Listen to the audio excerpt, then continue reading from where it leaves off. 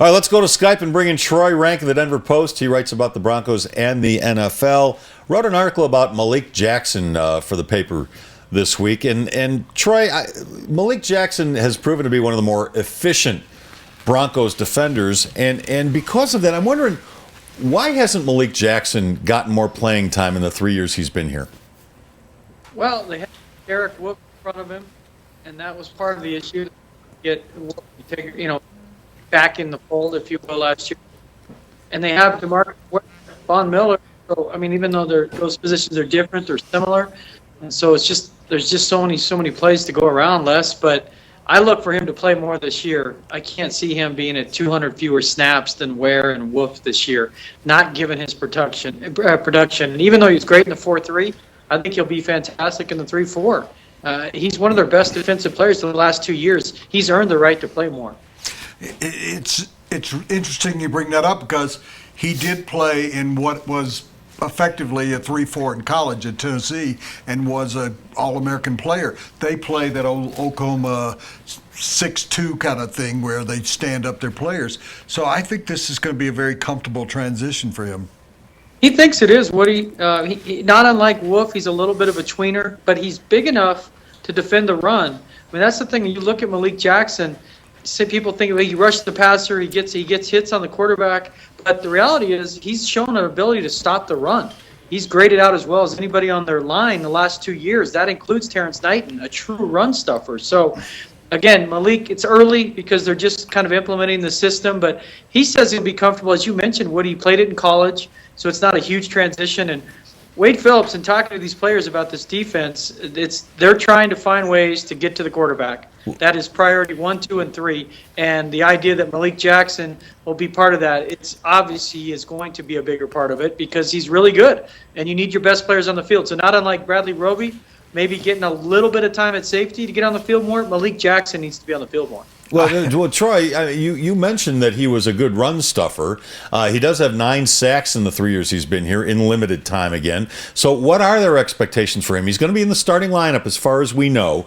So what are the expectations as far as sack numbers go? Because we hear about DeMarcus Ware and the new kid Shane Ray and Von Miller. Are they looking at Malik Jackson as a guy who could possibly put up, in starting playing time, put up double-digit sacks?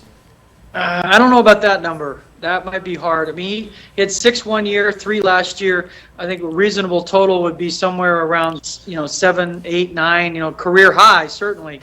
But when you start talking double-digit sacks when you're already blitzing, I don't know what that gets probably a little ambitious, Les. But the idea he could have 8 sacks, for instance, and play 700 snaps, not 520-ish. That's realistic, I think. Again, we got to see how these pieces all fit together, but the idea of Malik being a guy who can get 7, 8 sacks, and I equate it to Michael Bennett from the Seattle Seahawks. They're very similar players, and Bennett doesn't have huge sack numbers, but he gets 7.5 to 9 sacks, and he's an impactful player. I see Malik Jackson in a similar fashion.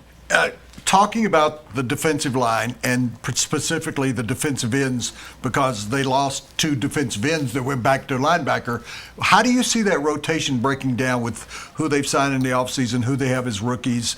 Because Malik was a rotational player who was a backup, basically, who came in. But who do you see now in those roles that Malik was in the past? Well, Derek Wolf's going to be involved, Malik Jackson involved. When you look at the ends, Woody, with DeMarcus Ware and Von Miller, the first guy in could be Shane Ray and Lorente McCray.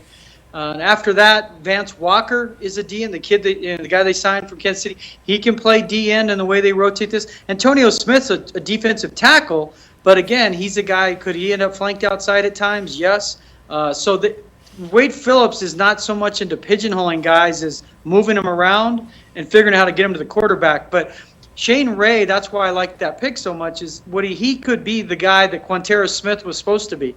Quanterus got kind of the first chance at reps anytime Von Miller and DeMarcus Ware were out of the game, and he was unable to capitalize. He was never maybe completely healthy, but for whatever reason, he didn't. Lorente McCray's in the mix, Shane Ray's in the mix, and then you look at Vance Walker, certainly is going to be in the mix along that line. But the key for me is, how do you figure out where Wolf and Jackson fit? How do you, if one's playing, noticeably better, is he going to get more of the reps, or do they settle into this 7-man rotation, 6-man rotation, where it kind of just gets spread out across the board? At some point, Malik Jackson has to play more if he keeps producing. Troy, the two veteran pickups, they were very quiet in the offseason, those two pickups, right. Vance Walker and Antonio Smith. Should we be talking about them more? Are we going to see them on the field a lot? Well, Antonio Smith's he's like a niche player. I know your baseball background. He'd be like a left-on specialist who comes in to get an out. Antonio Smith was graded by Pro Football Focus as the best pass-rushing defensive tackle.